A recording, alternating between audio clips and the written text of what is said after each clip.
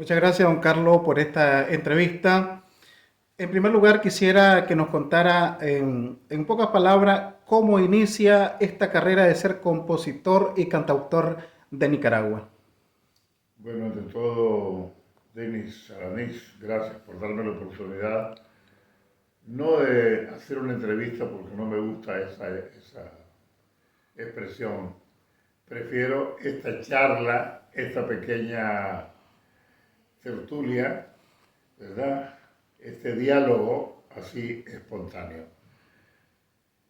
Respondiendo a tu pregunta, los Mejía Godoy nacimos en el pueblo en la ciudad de Somoto, departamento de Madrid, en el seno de una familia donde todos, absolutamente todos, mujeres y varones, tocaban algún instrumento musical. Porque se juntaron dos familias musicales, los Mejía de Estelí y los Fajardo de Jinotega. Así es que de ese contexto familiar y artístico, los Mejía Godoy empezaron a despertar su vocación, sin imaginarnos que nosotros nos íbamos a dedicar a eso. Cada uno tenía que elegir una profesión como modus vivendi porque ya sabíamos que de la música era difícil conseguir el pan nuestro de cada día. Así que ahí empezamos en Somoto y fuimos con el curso de los años y con la preparación académica adecuada, fuimos descubriendo la poesía, fuimos descubriendo otras áreas de la cultura hasta encontrarnos realmente con la afirmación de ese ADN que llevábamos en el cerebro y en el alma para crear música en el permanente amor a Nicaragua, a sus raíces, a su cultura. Si pudiéramos recordar, ¿cuál sería la primera canción que usted pone al público, la canción que el pueblo nicaragüense conoció como composición propia de Carlos Mejía Godoy? Fue Alforja Campesina. Aunque yo ya había escrito algunas cositas románticas, boleros, balsecitos, cosas, digamos, sentimentales, la primera canción en la que yo me inspiro en el campo, en los elementos de nuestra naturaleza, de nuestro entorno cultural, el caballo, la carreta, la finca, el rancho, el machete, la milpa, todos esos elementos tratan de estar presentes en esa primera canción, La Forja Campesina, que afortunadamente, a pesar de ser la primera, tuvo suerte y llegó a ponerse, como decimos popularmente, los pantalones largos, gracias, conste, a que los grandes compositores como Otto de la Rocha, como Erwin Krieger y otros cultores me animaron para que yo siguiera componiendo a partir de la experiencia juvenil, casi adolescente de la Alforja Campesina. Más o menos en qué año fue la Alforja Campesina. Al salir del bachillerato, yo me bachilleré en el 61, en el 62. Apenas tenía 19 años. Escribí la letra, conte, porque la canción nace de una composición musical del colegio. El profesor de literatura, de castellano, nos pone de tarea un, un artículo de 2 cuartillas, hablando de algún elemento del campo nicaragüense. Entonces, cada uno escogió el caballo, la carreta, el rancho, la troja, el fogón, y yo elegí la alforja campesina. ¿Eh? Porque me parecía interesante eso como el escapulario, digo yo, que tiene una parte adelante y otra parte atrás, ¿verdad? Eso es el mero escapulario. Ese fue el primer chispazo. Yo lo escribí, Alforja Campesina Pindorera, eso es el mero escapulario de mi tierra. Eso fue lo que yo guardé, esa frase. Y eso se convirtió después en verso y más tarde en música ya en el 64, ya andaba en la calle de Alforjita. Muchas generaciones nicaragüenses crecieron escuchando a Carlos Mejía Godoy a través de la radio. ¿Cómo entra Carlos Mejía con la música a través de la radiodifusión en Nicaragua?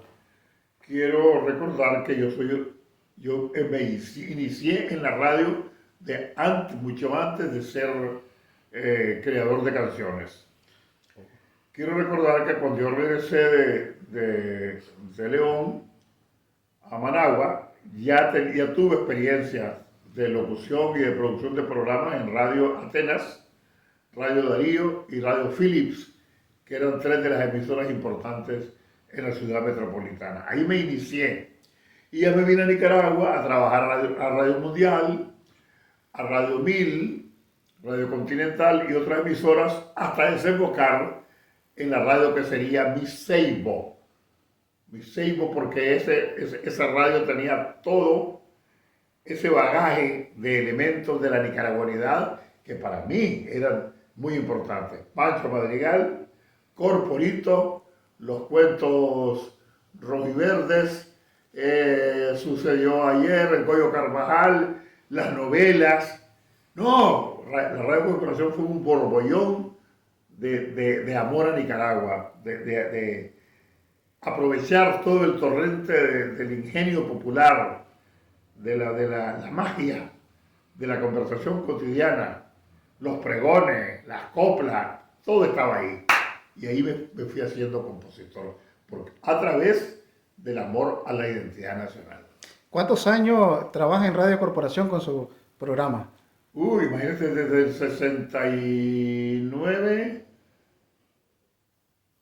prácticamente hasta el 79, una década. Una década. No perdí nunca la amistad con ellos, a pesar de que ellos se fueron a la contra, los Gadea Mantilla.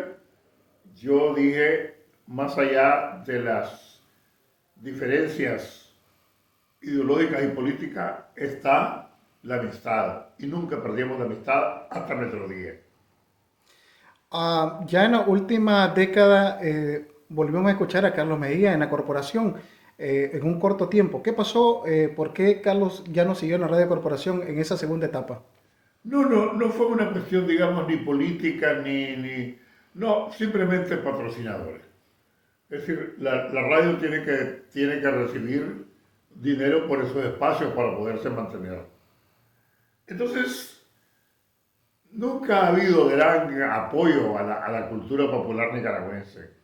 Yo que tuve un programa durante 18 años, el Clan de la Picardía, sufrí, gocé primero, ¿verdad? Porque los primeros años fueron lindos en términos no solamente de éxito, sino económico.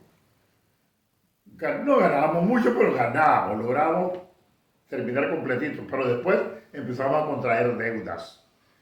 Y eso que me pasó en el Clan de la Picardía, me pasó en Radio Corporación, con el Son Nuestro de Cada Día, Sí. que era el programa que yo realizaba.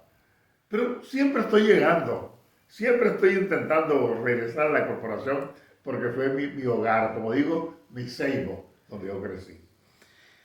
Hablemos de la década de los 80. ¿Cómo se desarrolla la obra de Carlos Mejía durante los 80? Hay que tomar en cuenta que yo era simpatizante de esa revolución que años después vino, desde los años 60. Siendo yo un adolescente,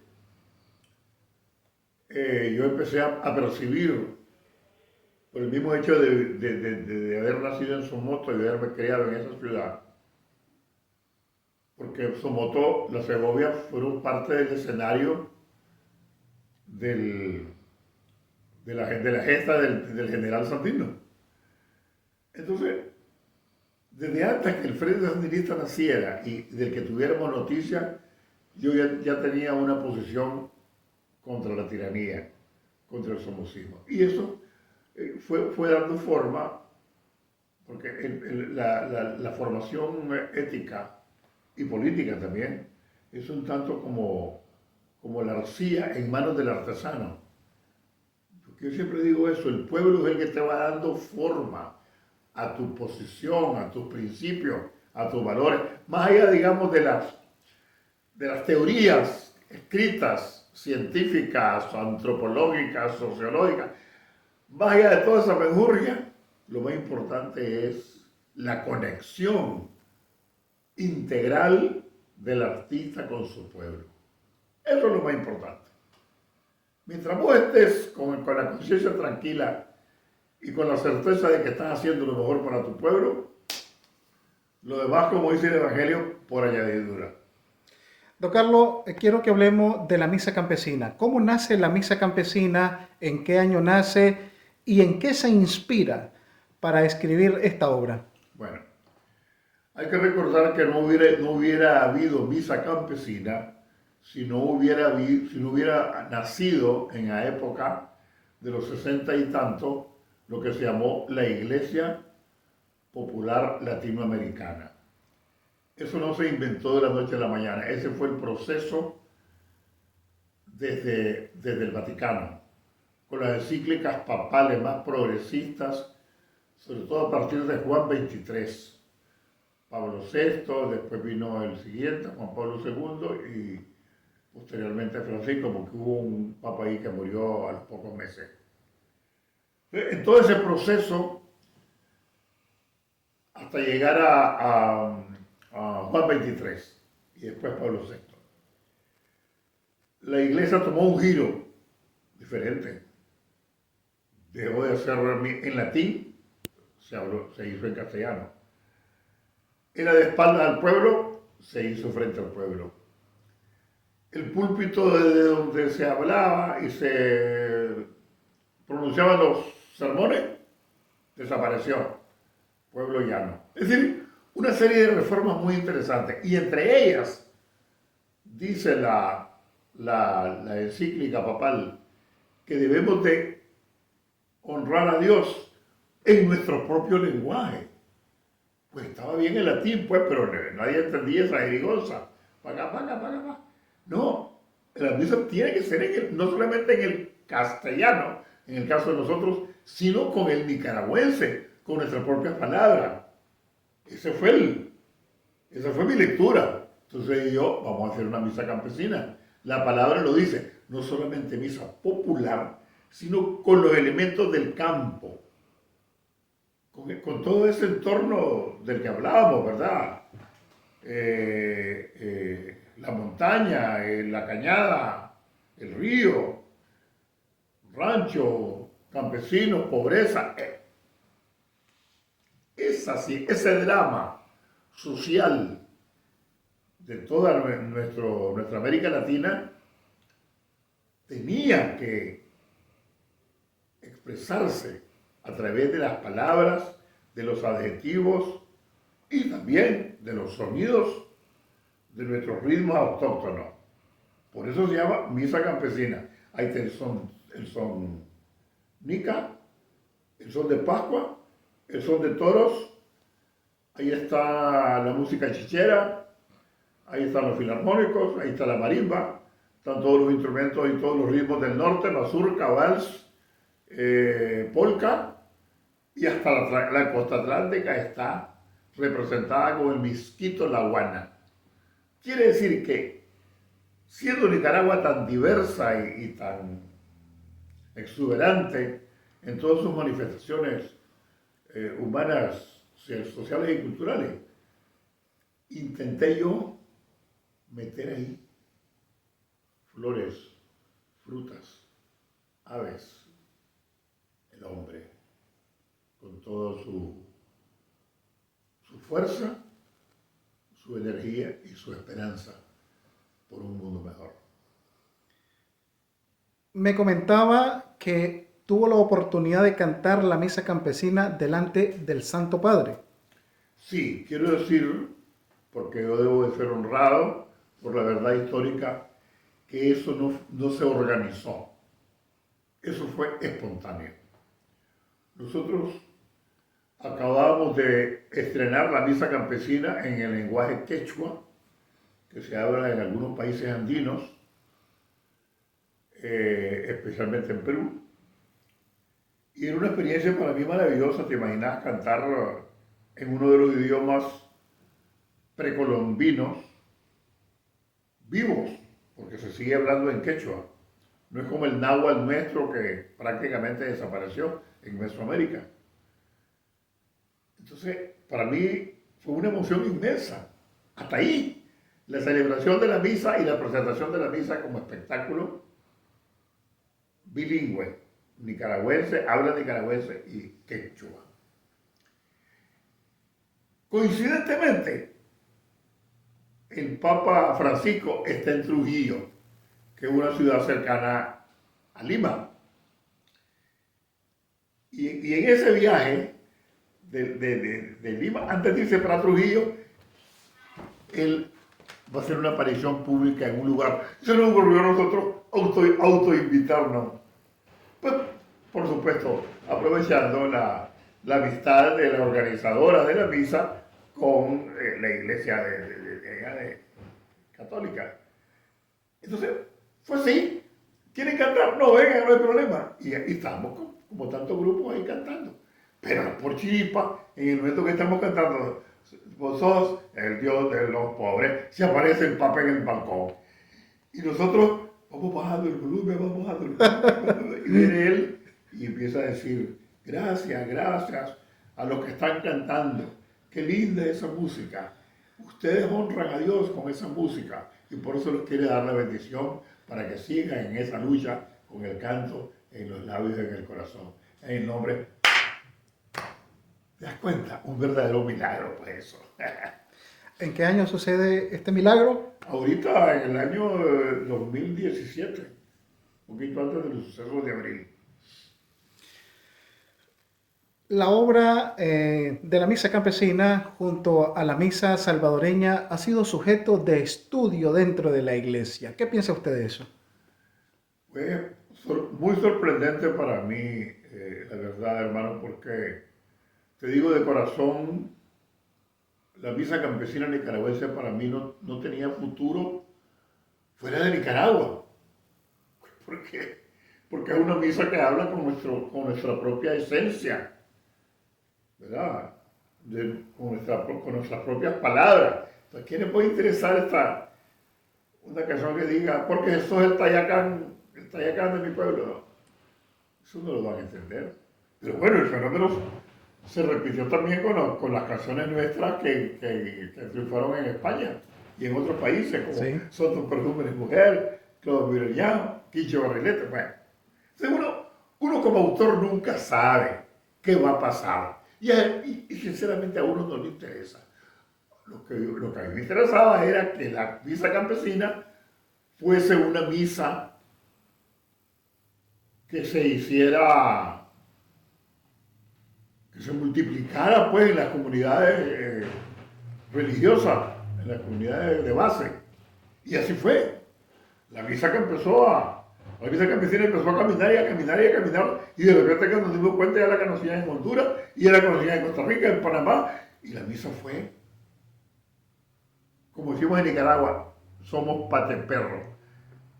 Entonces, la misa campesina, pateperro, se fue por todos lados, después cruzó el mar, fue a España, después Inglaterra, Francia.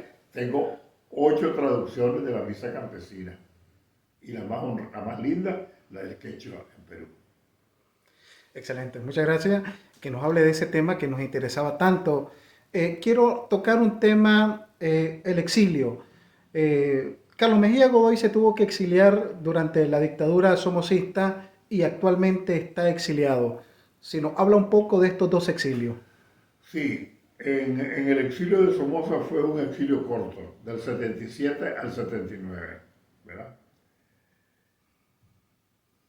Pero curiosamente, durante el exilio, en la época de Somoza públicamente declaró que ellos no tenían nada contra mí.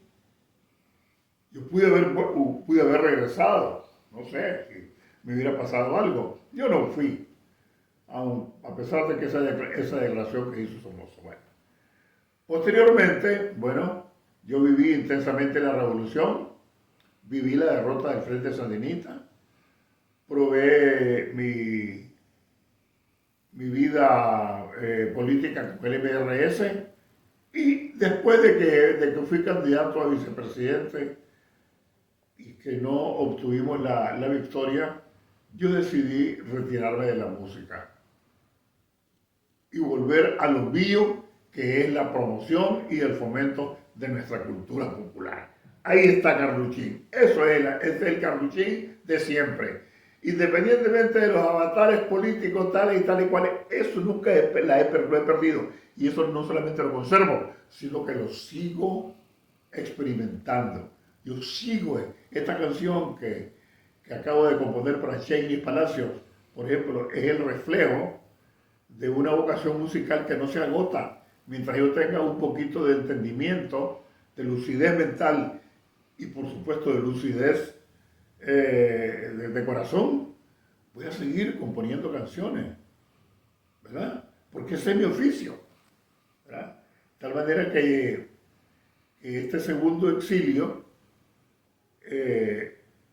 ha sido muy duro para mí, ya voy a cumplir 6 años en junio, pero ha sido también una experiencia maravillosa, porque Dios me ha dado la oportunidad para reencontrarme, no solamente como artífice, como artesano de canciones, sino también como escritor. Estoy escribiendo mi primera novela, ya publiqué el primer libro y El Verbo se hizo canto.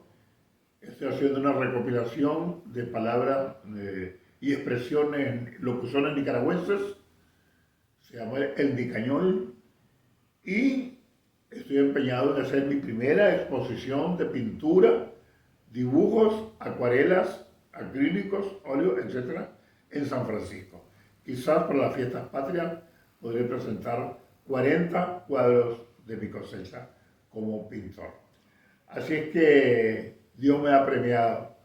Muy doloroso el exilio, repito, lacerante. Amo Nicaragua, me hace falta mañana, tarde y noche. No puedo pasar un solo instante. Y como digo en la canción, yo te amo Nicaragua. Y mañana, patria mía, que me toque dar cuentas ante Dios, pronunciaré tu nombre en Nicaragua y moriré feliz pensando en vos. ¿Ha podido Carlos Mejía encontrarse con muchos nicaragüenses ahora que hace una gira por las diferentes ciudades de Estados Unidos y de otros países? ¿Qué impacto tiene que el nicaragüense vea una esperanza en ese canto de Carlos Mejía? ¿Qué impacto tiene personalmente para usted? Bueno, ya para terminar esta entrevista, agradeciendo a tu hermano la valiosa oportunidad. Mira, hay una palabra que yo no sé qué significa, pero me parece que es retroalimentación. Cuando vos das y al mismo tiempo recibís. Ese fenómeno se da con el público. Cuando yo estoy en el escenario, yo trato de que esa altura de 1 metro, tantos centímetros, etcétera, desaparezca cuando estoy cantando. Mi responsabilidad es bajar de ese nivel físico a un nivel espiritual, sentimental, anímico, tabula rasa, como dice la palabra latina. Y desde ahí, de esa posición de ser accesible, de ser sencillo, de ser comunicativo, brota mucho de la canción. Vos puedes tener una buena voz, vos puedes tener unos instrumentos musicales muy bien afinados, puedes presentar un espectáculo nítido, pero si no tiene corazón, eso es como que estés oyendo un disco o viendo la televisión. Un acto mecánico. Entonces yo todos los días, siempre que me subo a un escenario, esa es mi actitud. Igual que el primer día, tengo la responsabilidad de comunicar a través de la música. Es una responsabilidad enorme. Dios me dio, Dios y el pueblo nicaragüense me dieron esta pequeña misión. Tengo que cumplirla. Pero no solamente cumplirla, cumplirla de la mejor manera. Cumplirla, como se dice popularmente, echando los restos con todos los fierros, dice la gente. Así es. Y yo le digo a la gente cuando voy a cantar, miren que yo soy fachento, les voy a decir. Cuando ustedes regresen a sus casas después del concierto, yo estoy seguro que van a llegar más nicaragüenses que como entraron. Imagínate qué fachetada. Pero entonces eso yo no lo digo, lo expreso. Porque yo digo que el canto es como el pan. O como el gallo pinto, que no solamente tenés que compartirlo, sino repartirlo, como se reparten los gofios y las golosinas en nuestra gritería, ¿verdad? Con ese alborozo y con esa ansiedad, en ese caso de probar los dulces de nuestra tierra. Pues las canciones son dulces, las canciones son como golosinas, porque están llenas de toda la belleza cultural infinita de nuestro pueblo, ¿verdad? Bueno, así te respondo y solamente me resta a través de este medio enviar un abrazo a los miles y miles de nicaragüenses, no solamente de aquí en Chicago, ¿verdad? De las ciudades cercanas, sino ahí donde haya, como se dice, una voz receptiva, un oído receptivo, hasta allí que llegue mi abrazo lleno de energía positiva, lleno de esperanza, de optimismo y de fe de que pronto vamos a alcanzar el amanecer de nuestra Nicaragua.